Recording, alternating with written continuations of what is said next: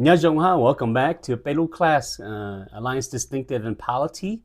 No, yeah, week 5. Pelu la tanzu C&MA called organizational structure. La shi betsu ke chu fu, zu ke yana jiao wa, nya da Pelu gong hu ke the Christian and Missionary Alliance, including Lu Zhuo Bei Gong Hu Mong, the Hmong district, Han Mong Zhuo Bei, local churches.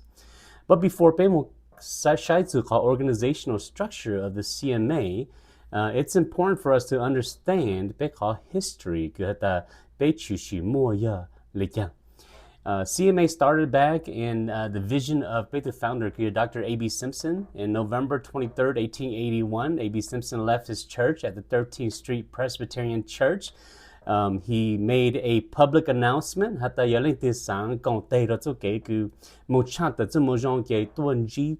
Yeah. And so A.B. Simpson met with 7 other people in December of 1881.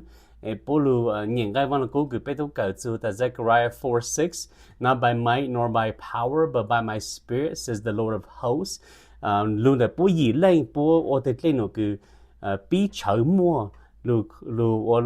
The Christian and Missionary Alliance. Yeah. So for the first 16 years of A.B. Simpson called ministry, he had 2 parachurch movements. 2 parachurch movement were not considered denominations. They were just like missional societies. A.B. Simpson had yon jane cho tu da ye leng tu sang mo o van chi te te no ku chan ta zu mo jong ko thong la te la shi sang kong te te no ye me to pe shin ji wo ke. And we're just going to meet after church. It doesn't matter if you went to a Baptist church, a Methodist church, a Presbyterian church, a Lutheran church. That's your cái nó mà chỉ show who có cái một ở đây nó cái chant tại chỗ một trong sang chỗ một trong là chỉ tham gia cái một sang chỗ một trong là cái mẹ tôi bị cộng okay. So the C&MA started out as a movement, not a denomination. It also started off like a missional society. 2 parachurch organizations came into being through A.B. Simpson's leadership. The first one was the Christian Alliance. Kati all was the Evangelical Missionary Alliance. It was in 1897 that these 2 parachurch movements, actually these 2 organizations, became one and became known as the Christian and Missionary Alliance. Even then, A.B. Simpson did not consider the Christian and Missionary Alliance as a denomination, but more of a missional society.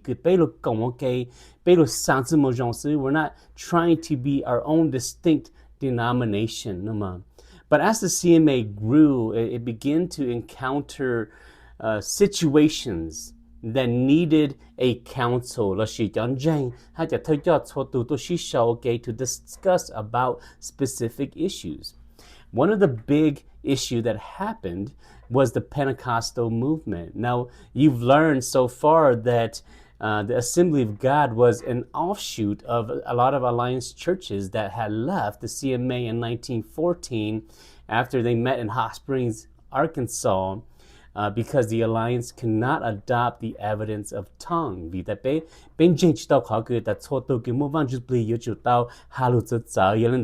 Many of our C&MA churches that became very Pentecostal had left. Because issues like Pentecostalism, the C&MA started to have councils, bringing leaders, pastors from across the C&MA to come and talk about these issues. So in the early 1900s, C&MA started to function more like a denomination. Even though that was the case, the C&MA never considered itself a denomination until later on. It was in 1965 that the C&MA finally adopted a statement of faith. The Christian Missionary Alliance and over the past almost 50 years here, 60 years, the statement of faith has not changed very much. Even though there has been some revisions, it has not changed too much. And C&MA called statement of faith. So it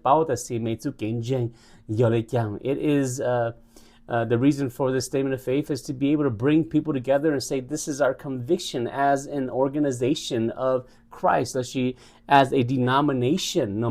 Okay, and then C&MA became finally an official denomination in 1974. 1994 C&MA မှာလည်း cloud or ilu official denomination. Now, in the C&MA, there is or there are three levels. More big level na. And no ko ka pelo shai mi jitsu big level no ko menga shata. How is the C&MA structured? Nama. In the C&MA, you will notice that we have what we call the General Council. The General Council is the highest authority in the C&MA. So every 2 years, official workers and churches are eligible to send delegates to the General Council to represent the local churches. And the General Council is the highest authority in the C&MA. The General Council make a decision, it becomes binding. Who constituted authority. Your district, you should follow called decision of council, and then the local churches have to follow the decisions of council. So any decision that's made on the higher level becomes binding on the lower level. Okay, so in the national level, General Council. The board of directors the C&MA. The board of directors are elected by the General Council. The best way to describe the board of directors is like they are the governing board of your local church, but they're just the governing board of all of the C&MA in the United States. Okay, so they're the board of directors. At the national level, we have the president of the C&MA. The president of the C&MA is the person who is you could say like the chief executive officer. Execute the vision of board. And the board helps the president come up with the vision, the direction of the C&MA. And then the president has to be the one that leads that execution. So he is the chief executive officer. That's within the C&MA national office, the president, cabinet, and just to let you know how the cabinet works is that there are two positions of the president's cabinet that are elected, and then the rest of the positions are appointed. The two positions are the corporate vice president and the corporate secretary. The General Council the corporate secretary sign the General Council the vice president, the corporate vice president corporate treasurer they are not full-time positions, and they don't not necessarily work at the national office with the president. Now there are other vice presidents that are appointed by the president and approved by the board of directors. There is the vice president of church ministries.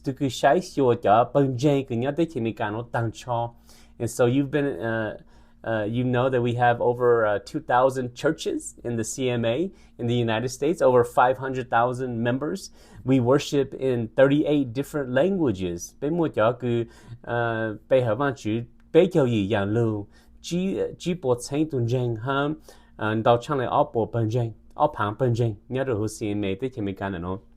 so the corporate vice secretary helps to oversee the church ministries. Okay. We have the vice president of Alliance Missions. The vice president of Alliance Missions oversees everything that we do outside of the United States. So right now we have over 700 international workers serving in over 70 different countries in the world. And so Pitu, vice president of Alliance Missions, oversees everything that we do outside of the United States. Okay, the vice president of development. How do we find funding and support, and how do we continue to grow as an organization? And so the vice president of development is the third person on the president's cabinet. The vice president of finance and operation tụi nó sai cho cho yang nhát ra cái tổ đó hú bei C&MA ha sai cho operations cái lấy cái thấy nhát ra rồi cho tao này cái một hậu lử nó này. And so we have the vice president of finance and operations. We also have a vice president of general counsel. Tụi nó tụi cái sai tới cái general counsel every 2 years cái nó chủ trì luôn nó chứ the vice president nó sai cho có hậu lử đó. National C&MA national office is located in Reynoldsburg, Ohio. So that's C&MA at the national level. Now C&MA in the district level, about 29 districts in the C&MA. 4 of our districts are ethnic districts. Hmong district, Vietnamese district, Korean district. Ethnic district C&MA be organized by ethnicity. C&MA district organized by geographic. More five area or geographic districts. Okay. So C&MA district level, we have leadership. District level, and we also have the district conference. District conference, the annual conference, C&MA require go to district, and it is the highest authority in the district. So it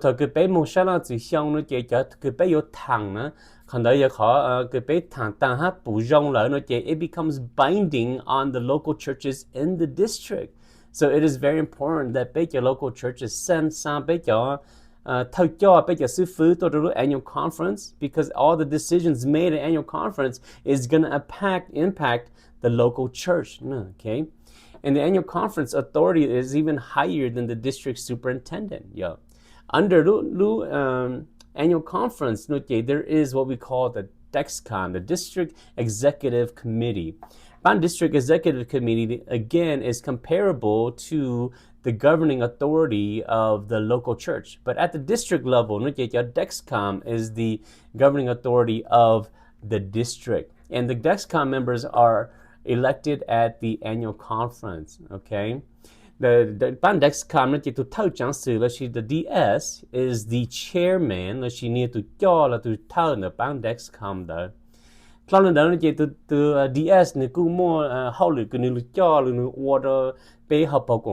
the Hmong district office, and within the Hmong district office you do have different staff members that have been appointed by the DS and DEXCOM to run the operations of the Hmong district. And for that reason, we have the church ministry director, CLA, HCI Hmong Christian Institute, Next Gen, Missions, Media. We are all here to help the DS to run the operations of the Hmong district. And also within the district level, there is a group called the LOCC, the Licensing, Ordination, and Consecration Council. LOCC accreditation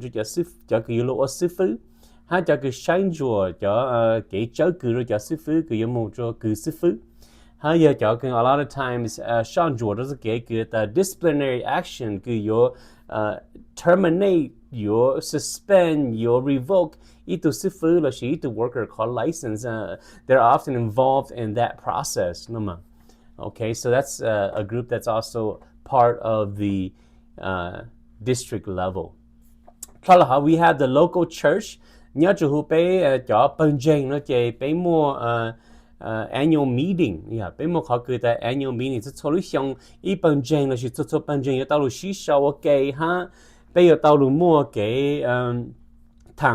Budget,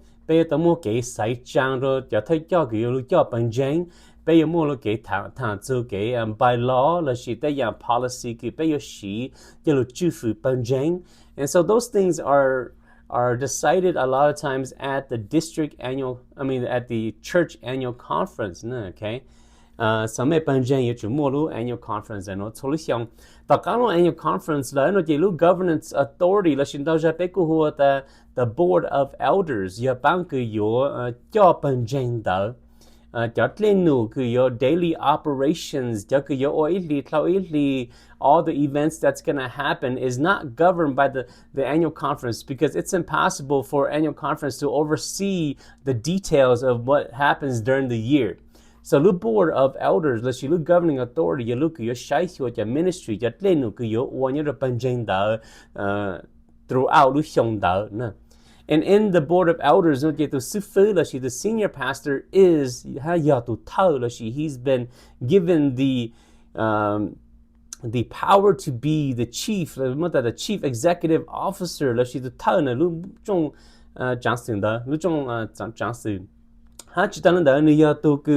Chairman meeting according to C&MA constitution. The pastor, the senior pastor, will chair the meeting, and the senior pastor has oversight of the ministry in the church.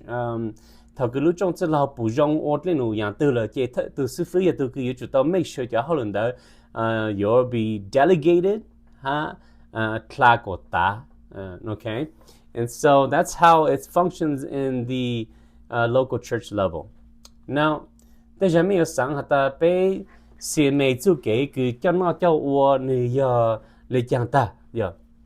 okay. The local church, and we'll talk about that in the next video. Lesson number 1